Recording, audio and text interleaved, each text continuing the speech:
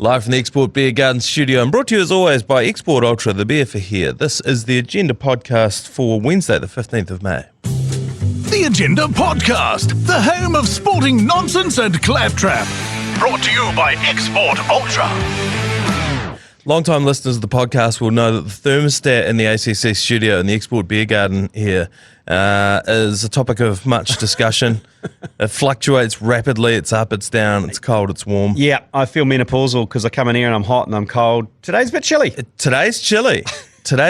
Thankfully, the great New Zealanders at Hallenstein's kitted us out yesterday with a bunch of hoodies and shirts. I actually got a full tracksuit from there. Yeah, now you got the Purple Leisure Club kind of grimace tracky on. Yep. It was good actually. I got to pretend I was Richard Gere and taking Julia Roberts in to buy whatever you want on Rodeo Drive with you and Matt Heath. Yeah.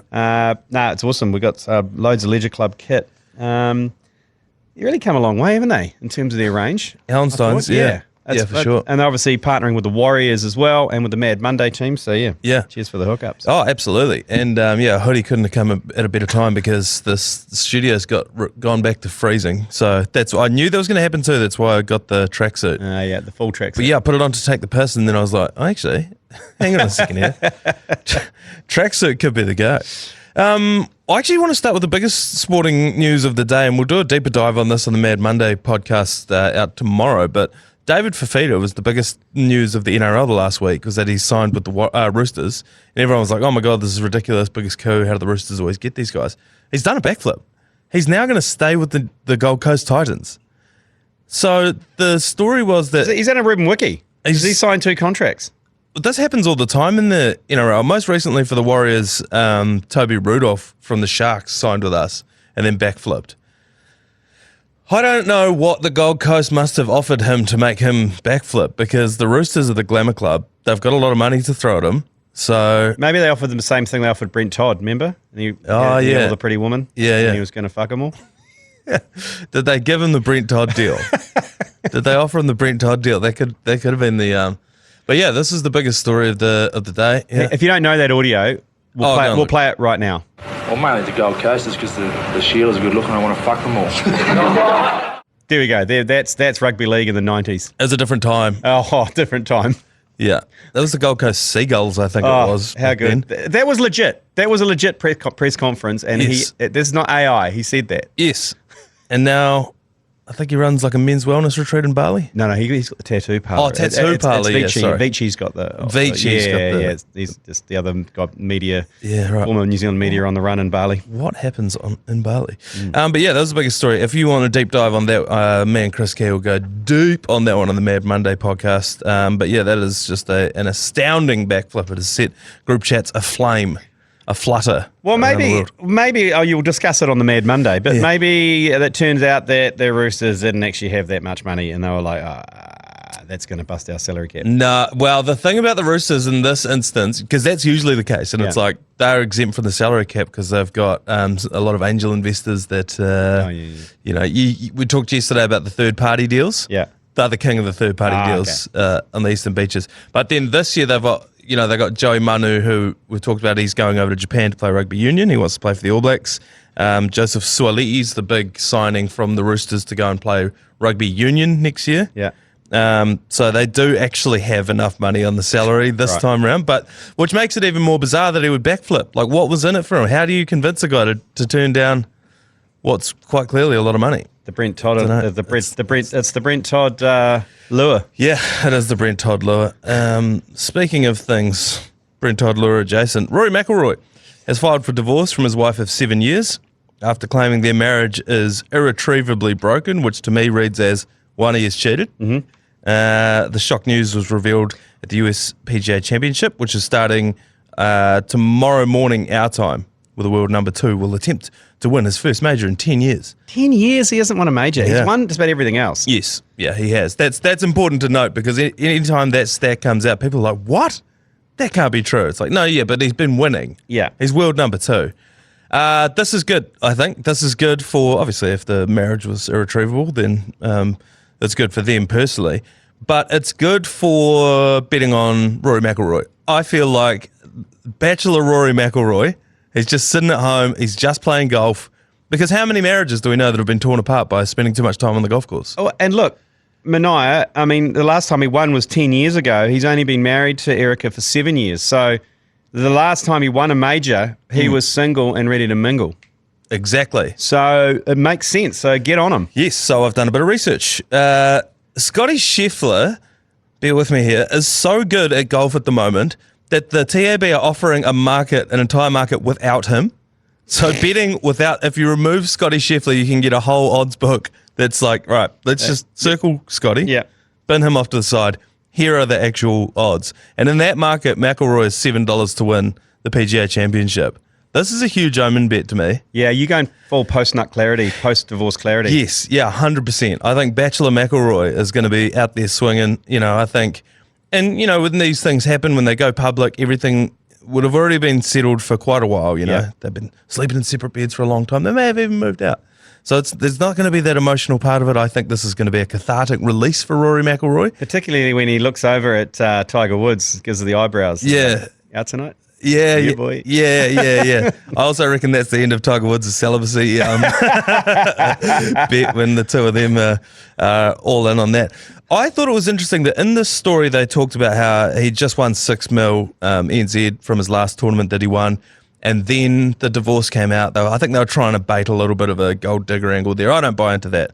But what I did find interesting is that over the past 15 years, Rory McIlroy's made $143 million playing golf. Let's round it up. That's US? That's US. Okay, so it's about 300. Let's round it up and call it 15 mil a year 10 mil a year over 15 years. That is a bench player in the NBA. A guy that you've never heard of who plays about 4. There's no wonder Liv Golf came in and was just like, you guys are criminally underpaying your players. Saying that, his endorsements would be 3 So four would a times bench that. player in the NBA. A bench player in the NBA? I don't know about that. I reckon. I think your headline NBA player would get your $100 million Nike deal. But LeBron got $1 billion, a lifetime deal. But so would Rory. He'd be on $100 million if any of his products he's got going on. What is he, Nike? I think he is. Yes. But yeah. But yeah, I see what you mean. I just think they're criminally underpaid, those PGA players. There's enough money floating around. That's what they were fighting for. And that's why the Live started with Greg Norman and old mate Phil Mickelson. They were like, you're getting fleeced by the PGA. 100%. Because they make so much money on the TV rights and everything else. That's why they eventually went, we're going over and we're starting our own. Yeah. I'd never seen it put in such clear... Stephen Adams' last contract was probably for the same amount that Rory McIlroy's made over his entire career. Yeah. To put that in perspective. Hey, what's happened? I know we've mentioned this. There was all this bluster about Liv and PGA combining. Yeah. Liv bought a share or bought out the PGA. It's kind of gone quiet, but the Liv tournaments and the PGA tournaments are still going on, and the Liv guys are allowed to play the majors. But everything seemed to have just don't know what's happening now. That's right, yeah. Well, what it was they started up a company that oversaw both Liv and PGA, and that opened the door for the Liv guys to come back and play on the PGA. But it hasn't meant anything else for any of the tournaments. No, and the general punter fans no, they're still separate. So who made money off that? Is the confusing part. The people sitting on the board that's overseeing both. Yeah, they're the ones going. Good. Yeah, there was a massive cash grab somewhere. Yeah, and hopefully that trickles down to the players. One of those players coming up this weekend is our own Jeremy Wells. Geez, he did so badly in the New Zealand Open. He came last in the New Zealand Open. He blames his professional partner. Yes. Who choked. But he's paying what? $1,501 to win. And that is because Jerry, as we know, is under an injury cloud. He's had a knee operation in the last couple of weeks. Yeah, he's had his meniscus scraped clean or something. Ugh. Yeah, it's pretty gross. Yeah. No, but it's not the Jeremy Wells. But this Jeremy Wells, he's a battler. He's a PGA battler. There's a vibe panda in there. I genuinely don't think it's worth putting $1 on for him to win that. Not to win, but maybe make the cut. Yeah. There's a couple of vibe punts for you. There's obviously post-nut clarity, Bachelor McIlroy, and maybe a sly Jeremy Wells to make the cut. Just for the hell of it. Yeah, I think those are the omen bets for the PGA Championship, which, as I said, kicks off on Friday morning our time. All right, let's take a quick breather and we'll come back to talk a bit more sport. The Warriors team list came out yesterday, Lane, and as we said, we'll do a deep dive on this on the Mad Monday podcast. But I did want to bring it up because when I first saw this team list, I thought it was the New South Wales Cup team. There are Ali Leotawa's starting, Tane Tuapiki's starting, players that I think the casual Warriors fan probably don't know who they are. Definitely wouldn't be able to recognise them if they walked into the room. And we're sending them to play the Panthers. We're sending them to play the Panthers. We're just so injury ravaged that Chance Nickel-Klokstad's playing at 6, Tamati Martin's playing at 7 because Sean Johnson's out as well. And I think basically what Webby's saying is, I just need an NRL player to play in these games. You know, I can't risk, because we've got a halfback down in the New South Wales Cup, but he's never played NRL before. And I think Webby's like, we can't. His first game can't be against the Panthers at Magic Round. No, that's up there with Ken Rutherford making his Test debut, opening the batsman in the West Indies. Yeah, yes. In the kind of late 80s. It's almost a career ender. Yeah, it's certainly a career limiter. It's a career shaper at the very least. So that is going to be... it's going to be a tough, but the thing is, and again, we'll dive into this, but this was a scheduling loss from the moment the NRL schedule came out this year. They put us against the Panthers at Magic Round, called it a home game for us. Yeah. What the fuck's that about? So we were always going to lose this one. You might as well have put an L in the loss column there. I come across Random Stats Guy's a good follow on Instagram. He is just a guy who digs up random stats about the NRL. And this week's stat is, if the NRL ladder was based off of last try wins, we'd be 8th. We'd be in the top 8. Oh, yeah. Which is a huge sign for the Warriors. So we're finishing games strong. The 7 that would be directly above us are, I think, the top 7 on the table as it stands anyway. So it's not too revelatory. And the final last big bit of news for the Warriors is Wade Egan re-signed yesterday, which is huge. And I think more than anything, it shows that players believe in the direction of the club despite this recent slump in form and injuries. People would not be re-signing if they didn't think that believe in the club and the direction it's going. I also think we might have stolen him because there's a chance he gets picked for State of Origin, at which point his contract goes up. Yeah. So we might have stolen him before that happens. It'll be interesting to see how that plays out, though. I don't know if he will get into that team. Did you see Tyson Fury's old man? No. He's the guy that lives in the gypsy caravan, eh? Yeah, he lives in a trailer. He's a travelling man. Like, not just a trailer, like at home with the Furies. It's like a proper horse-drawn with all the like doily bits and stuff. Yeah, the wooden exterior. It's not just a caravan. This is like a proper... It's like the one Tommy Shelby goes and consults when he wants a curse lift. At Peaky Blinders. Yeah, it's where you go and get your tarot cards read. Yeah, there we go. That's exactly what he lives in. And the guy is the same size as his son.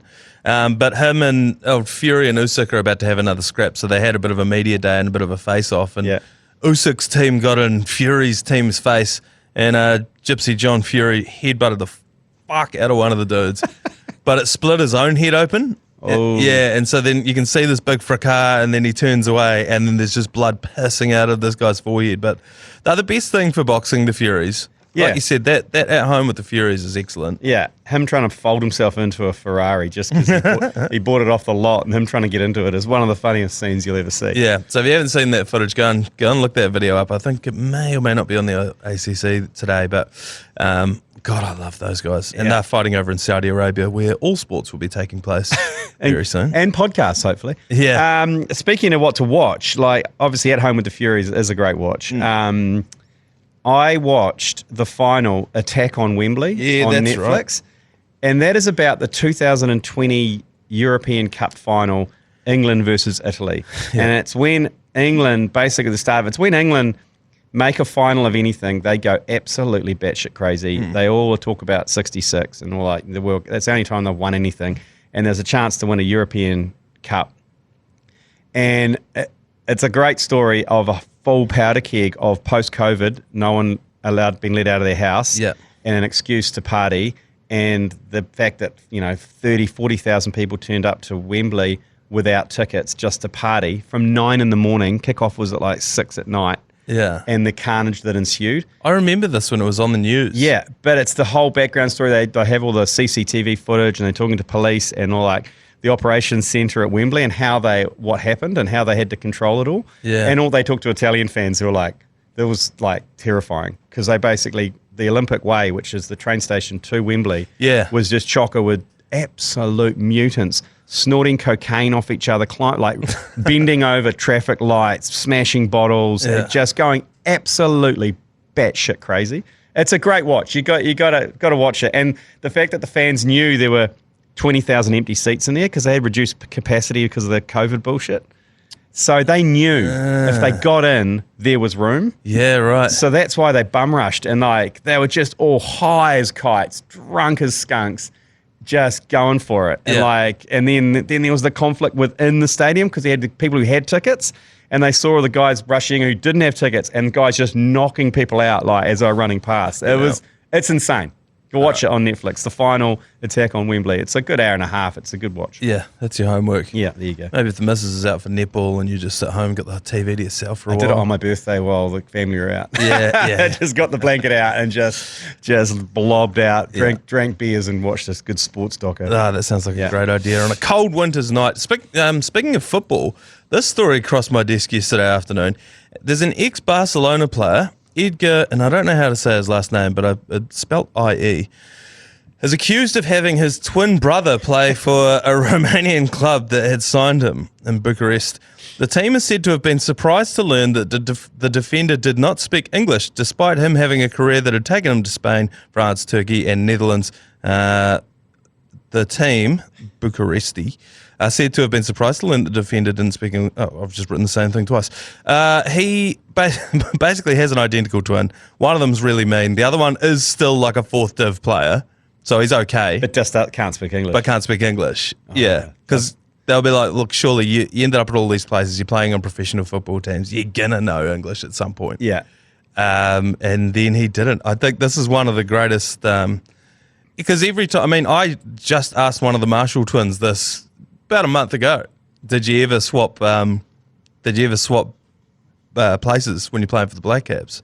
Now, I still don't know which one of them I asked that. And the thing is, I don't think they ever did it with the Black Caps. No. But they certainly did it in first-class cricket and in club cricket. Yeah. If one of them was bowling a bit better than the other, they would just kind of walk past, and because they'd often be bowling from either end. And if one of them's bowling a bit better, they'd just basically go over, and Hamish would continue bowling from the other end. And they'd just do that, and they'd like mix it up a little bit in the middle so they wouldn't know. Yeah. So the other one could just keep on kind of snicking people out. So they've definitely done that. Yeah. So, but no, I don't think international level, I think there's probably a few more consequences. And they didn't really bowl that much in international. No. But first class, they bowled a lot. No, yeah. And it would be easier. There's too many cameras on for you to be able to figure that out, which seems to be what's happened here.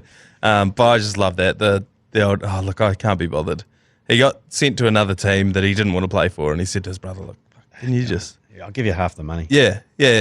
Oh, yeah, he would have made a bomb off that. Yeah. That is brilliant. All right, let's take a quick break. When we come back, we're going to get into a half-baked sports idea that I'm very fond of this week. Half-baked sports idea. Not directly sports related, although sports adjacent this week. It's half-baked. It's very half-baked. But the story that came out yesterday is that the block's been cancelled. Rigger found out by reading the Herald, didn't he? Did he? He's upset. I mean, he got his teeth especially done for the block, so I can understand why he's upset. Yeah, so is he going to bin the teeth now? I think they're pretty permanent. But the story was headline, obviously because people like the show, but also because the houses were like halfway done, and now they're like, geez, what do you do with the houses now? Well, they always halfway do them, don't they? Yeah. So they put the cladding on and maybe some structural, and then the guys have to do the rest, you know? Yeah. So, so I don't know. So that's going to be sold at distressed pricing, you would presume. It's been tough for the block for a few years, ever since that Firehouse one. Yeah, well, ever since the market went down and they lost money on the house, and everyone who competed lost money. Did their ass. Because they either took 3 months off their job, or here's a tip for young players, a lot of reality TV contestants, they'll say that they're consultants or something like that. You'll see that a disproportionate amount of people with airy-fairy job titles, they have quit their job to go on this show, I reckon. Yeah, 100%. And so it's like, he works in this or that, but it's like, okay, what does he actually do? Well, he quit to come and do this show. So imagine doing that and then doing your absolute ass. What happens if they sell at a loss? Oh no, they don't have to pay anything, but because I think the winner gets 100 grand plus profits. Yes. Everyone else gets just the profits. And I remember one thing, no one made a profit. Yeah. And only the winner got 100 grand or whatever. I think that was the it. Firehouse Yeah. one. Yeah. And then the other part of it is if you ever get a bootleg, I think they try and geo-block it, but if you ever can bootleg the Australian one, shit's all over our one. Because Yeah. they've got the budgets to make these Yeah. sick houses that are in like Bondi or in like some trendy Melbourne suburb. Yeah. And then you're like, Jesus, what the fuck? Anyway, the long and short of it is the way that the media landscape's going at the moment, New Zealand reality TV shows all being cut. And this is the latest one. This is the biggest one, but it is the latest one. And the way that, the industry works, a lot of times you can consolidate things down and pull all of the funds to just make one sort of good show. And this was where Joe Jury stepped in yesterday. And his idea was to create one reality TV show that combined all of the different reality TV shows that we may otherwise lose. Yeah. And his idea was On the Block at First Sight, where we combine some of the most beloved. Okay, so Married at First Sight. Yeah. But it's now you're looking to mash up the block and that, and it's called On the Block at First Sight. Yeah. Aggressive. It's aggressive. Look, I knew she was the one for the first time I turned around and saw her. On the block. This week on the block.